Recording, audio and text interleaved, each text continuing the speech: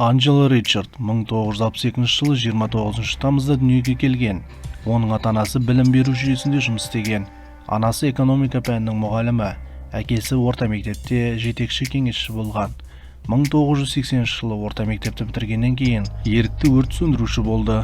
Ол ерлігі үшін басқалардан мақтау алу, өзі қалаған мақтау алуға үміттенді. Ақырында Анджело Нью-Йорк қаласындағы Лонг-Айлендтегі бір ауруханаға жедел медициналық техник ретінде жұмысқа орналасты. Ол жеткілікті мақтау ала алмаған кезде Анджело көбірек назар аудару үшін схеманы ойлап тапты.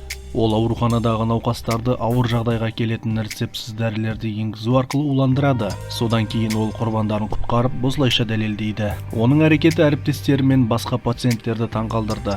Ол өз жоспарын 1987 жылдың сәуірінде бастайды. Джон Фишерді уландырып, содан кейін оны құтқаруға тырысты. Алайда оның жоспары сәтсіздікке ұшырап, Фишер құтқарылмай қайтыс болады.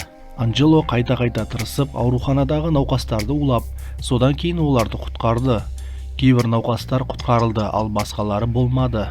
Бірнеше ай бойы осы циклды жалғастырғаннан кейін Анджело Джероламо Кучичке ояу кезінде у енгізгенде ұсталады. Уланғаннан кейін Кучич дереу медбикелерді шақыру түймесін басқан. Олар Анджело қашып кеткен кезде оқиға орнына жүгіреді. Кучичтің өмірі құтқарылды. Содан кейін полицияға бұл туралы хабарланып, қылмыскер прототипі Анджеломен байланыстырды. Оның пәтері мен шкафы тінтілді. Екі тінтуде де Анджело өз құрбандарын улану үшін пайдаланған есірткінің қоймалары табылды.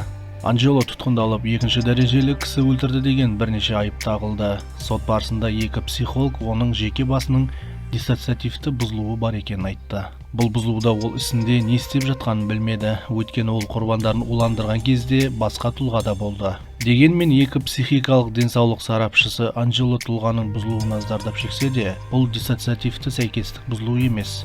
Сондықтан ол кісі өлтіру кезінде не істеп жатқанын білетініне қарсы болды. Ақырында Анджело екінші дәрежелі кісі өлтірген үшін 2 рет, қылмыстық абайсызда кісі өлтірген үшін және 6 шабуыл жасағаны үшін кінәлі деп танылып, оны 61 жылға бас бостандығынан айыру жазасына кесті. Ол әлі күнге дейін қылмысы үшін түрмеде отыр. Анджело өзінің барлық құрбандарын параличке қарсы павулон және анектина препараттарының өлімге келетін комбинациясын енгізу арқылы уландырды. Олар ауыр халде түскенде Анджело оқиға орнына келіп, оларды құтқаратын болған.